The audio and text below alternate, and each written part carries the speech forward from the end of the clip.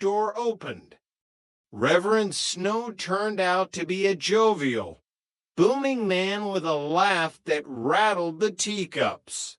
He took an immediate liking to Cousin Jack, mostly because Jack spent their first conversation trying to hide a bottle of gin inside a hollowed-out loaf of French bread. "You have a very spiritual way of handling dough, young man," the Reverend observed, eyeing the suspiciously heavy baguette.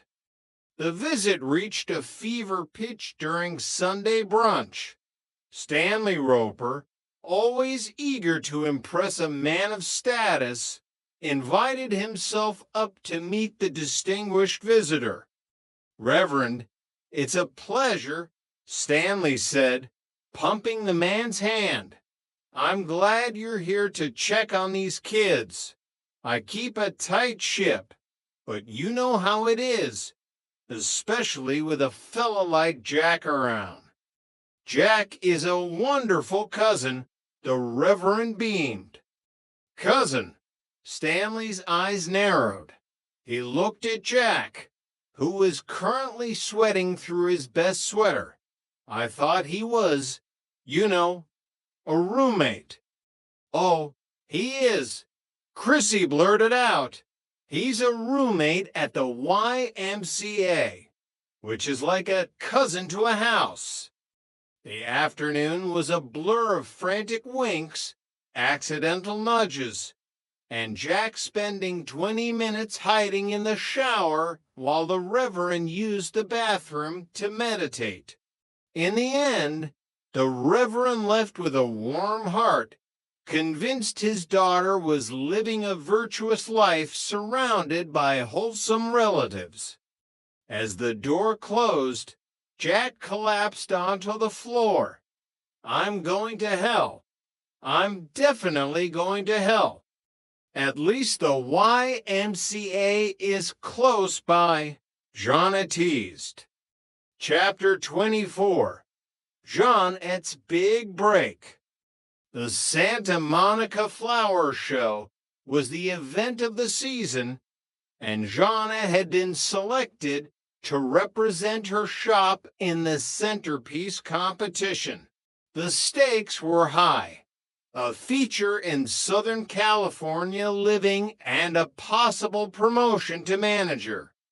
"I need something revolutionary," Jeanne declared, surrounded by sketchbooks and wilting carnations.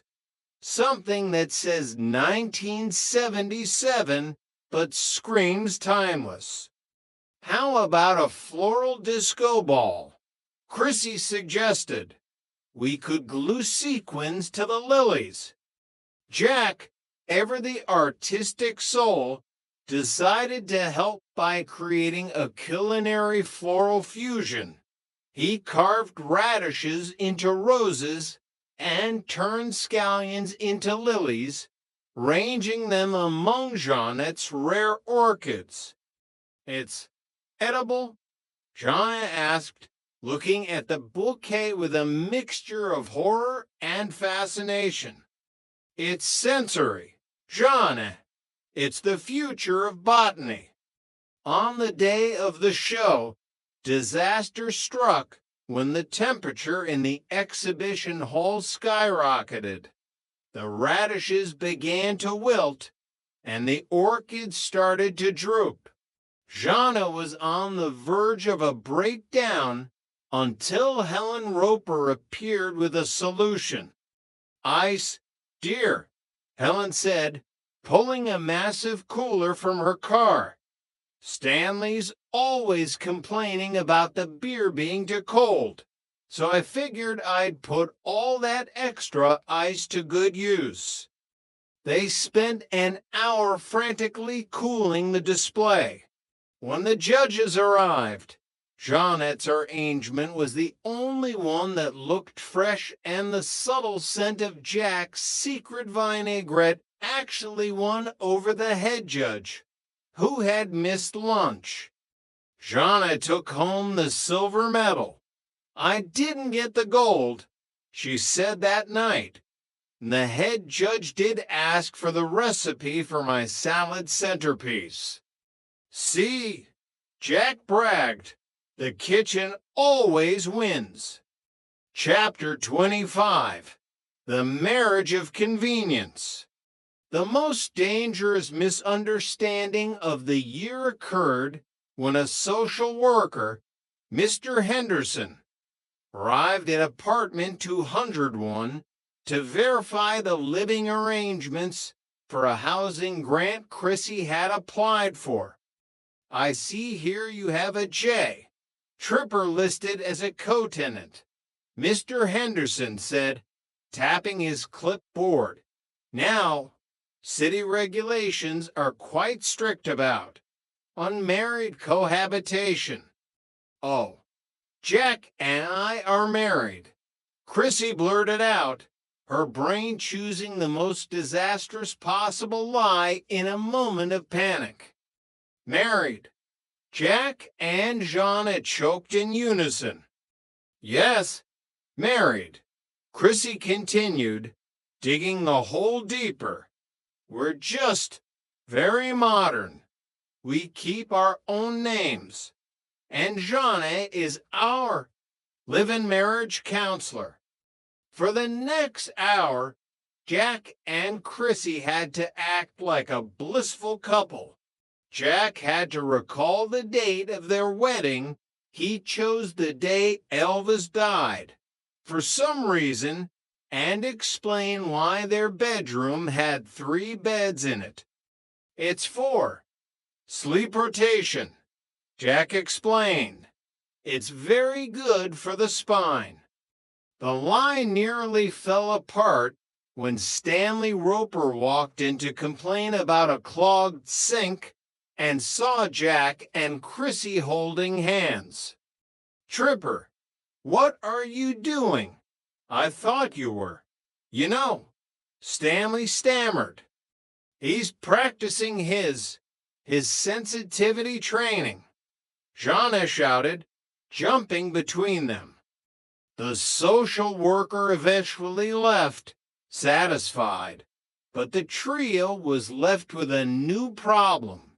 A legal document stating that Jack and Chrissy were husband and wife. We have to annul it, Jack groaned. I can't be married to Chrissy. She'll have me organized by color within a week. Hey, Chrissy pouted. I'm a very good wife. I even made you a wedding sandwich. Is it Jimmy themed? Jack asked, looking at the peanut butter and marshmallow mess. Naturally. Chapter 26. The Legacy of Apartment 201. As the sun began to set on their first full year together, the trio found themselves sitting on the balcony once more. The Santa Monica Pier was lit up in the distance, a kaleidoscope of neon against the dark velvet of the ocean. They were different people than the ones who had first knocked on that door. Jack was a certified chef mostly. Jana was a rising star in the floral world. And Chrissy, well, Chrissy was still the glue that held their insanity together. We've lied to the church, the state, and the landlord, Jana mused, sipping her wine. And somehow, we're still here. That's because the truth is too boring, Jack said, leaning back and looking at the stars. The truth is just 3 people sharing a rent check. The lie is an adventure. I like our adventure, Chrissy said, leaning her head on Jack's shoulder. Below them, the sound of the Ropers bickering wafted up through the floorboards a familiar, comforting rhythm. The world outside apartment 201 was changing. Disco was fading, the 80s were looming on the horizon, and life